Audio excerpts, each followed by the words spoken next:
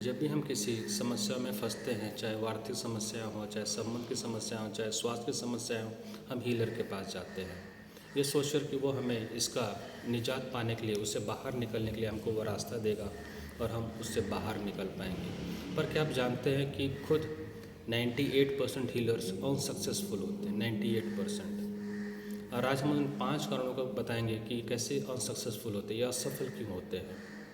असफल हीलर का अर्थ ये होता है कि वह स्वयं फाइनेंशियली स्ट्रगल करते रहते हैं, वह स्वयं रिलेशनशिप में स्ट्रगल करते रहते हैं, वह स्वयं अपने हेल्थ के साथ स्ट्रगल करते रहते हैं, स्वयं वो दिनचर्या के साथ स्ट्रगल करते रहते हैं। वो जो चीज़ बताते हैं उसे स्वयं वो इम्प्लीमेंट नहीं कर पाते हैं, तो वो असफलता की श्रेणी में आ जाते हैं। तो ऐसे कौन से 5 कारण हैं जिसको से 98% हीलर असफल हो जाते हैं, दे बिकम अनसक्सेसफुल। सबसे पहला कारण, उनके अंदर सेल्फ डिसिप्लिन नहीं होता। सेल्फ डिसिप्लिन का मतलब होता है वो जो चीज़ को वो नियम बनाते उस नियम को स्वयं फॉलो नहीं करते। कभी भी लोग ब्रह्म मुहूर्त में उठेंगे नहीं, कभी लोग ब्रह्म मुहूर्त में स्नान नहीं करेंगे, ब्रह्म मुहूर्त में ध्यान नहीं करेंगे, क्योंकि सेल्फ डिसिप्लिन की कमी है।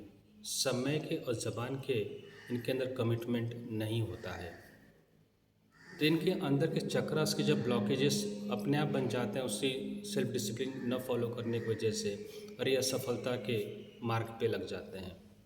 दूसरा कारण होता है इनके अंदर विल पावर और डिटर्मिनेशन पावर की एक बेहद कमी होती है। मान लीजिए आप इन्हें कहिए कि नॉनवेज छोड़ दें, नॉनवेज नहीं छोड़ पाएंगे। इन्हें कहिए चाय छोड़ने के लिए, चाय नहीं छोड़ पाएंगे। इन्हें कहिए नेचुरोपैथी डाइट फॉलो करें, नेचुरोपैथी डाइट को फॉलो नहीं कर पाएंगे,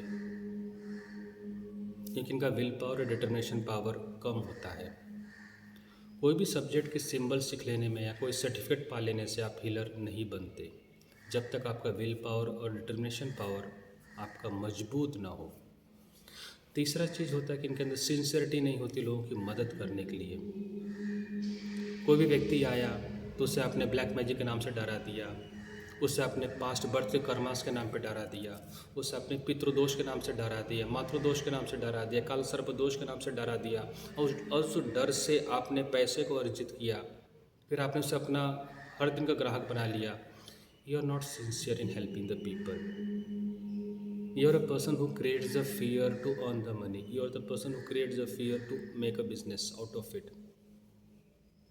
और लोग डर की वजह से जाते हैं, डर की वजह से लोग मंदिर में जाते हैं भगवान के पास, तो डर की वजह से लोग हीलर के पास भी जाते हैं, डर की वजह से लोग डॉक्टर के पास भी जाते हैं। और उस डर का जो व्यक्ति फ़ायदा उठा लेता है व्यापारिक दृष्टिकोण से, ही becomes unsuccessful in his personal life. पैसा कई बार मिल तो जाता है पर आप असफल हो जाते हैं, आपके पर्सनल लाइफ में कम्प्लीटली आप असफल हो जाते हो। अगली चीज़ है तो dual personality. Fourth point, dual personality का मतलब होता है कि what they preach they do not practice.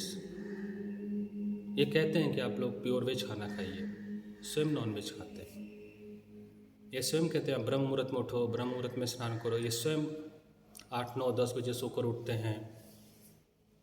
ये कहते हैं दूसरों को योगा कीजिए, प्राणायाम कीजिए, ध्यान कीजिए, स्वयं नहीं करते। What they preach they do not practise and they become unsuccessful, वह सफल हो जाते हैं। Last, fifth point, not the least, ये लोग सुपरस्टिशन, अंधविश्वास को ज़्यादा फॉलो करते हैं। Money rituals, what is money rituals? Relationship rituals, health rituals. What to do in that health rituals, what to do in the money rituals? burn the candle, put the coconut, put the lemon, invite the spirit, invite the guardian angel।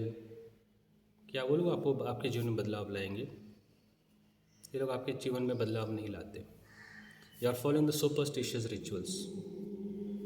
You are not only making your fool of yourself, you are making the fool of other people, and the people they get fooled because they do not have to put an effort. लोग इसलिए मूर्ख बन जाते हैं क्योंकि उन्हें effort डालना नहीं होता इसमें। वो रातों रात चमत्कार चाहते हैं, वो परिश्रम नहीं करना चाहते हैं। आप अपने इनकम को बढ़ाना चाहते हो तो आप 12 घंटे का परिश्रम करने की आदत डालें। आप जो भी कार्य करते हैं उसमें 12 घंटे की मेहनत करें। मनी रिचुअल्स लगाकर, कैंडल लगाकर, एंजल्स को बुलाकर कभी भी आप करोड़पति लखपति नहीं बन सकते। You name any person who has become billionaire millionaire on this planet कि उसने कैंडल जला के किसी एंजल गाइड को बुलाकर कोई रिचुअल्स करके वो लखपति बना। 12 घंटे परिश्रम किया उस व्यक्ति ने। उस व्यक्ति के पास जीवन का लक्ष्य था। जब वो जो भी पैसा जो भी धन अर्जित होता था उस धन से वो सामाजिक कार्य में भी उसे लगाता था। उसके पास एक सपना रहता था कि हर व्यक्ति को रोजगार दे सकूँ और बड़ा व्यापारी बना, बड़ा इंडस्ट्रियलिस्ट बना, क्योंकि वो दूसरों को रोजगार के बारे में सोचता था। If you're not thinking about other person's upliftment, others person happiness, you cannot become a millionaire. You cannot attract the finance in your life. तो जब तक हीलर अंधविश्वास में फंसा रहता है, स्वयं फॉलो करता है, दूसरों को सिखाता है, वो न केवल अपने कर्म खराब करता है, सामने वाले के कर्म में भी वो सहभागी हो जाता है।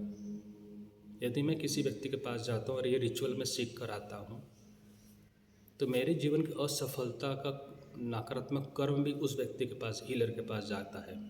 और वो हीलर 55-60 की उम्र तक हार्ट अटैक से कभी डेथ हो गई, कभी एक्सीडेंट में डेथ हो गई, डाइवोर्स हो गया, ब्रेकअप हो गया, बैंकरप्ट हो गया, ये सब चीज़ें काफ़ी सुनने को मिलती है, because he has not followed the healing principles. अगर जब तक आप हीलिंग प्रिंसिपल को समझेंगे नहीं, तब तक आप सफल नहीं हो पाएंगे।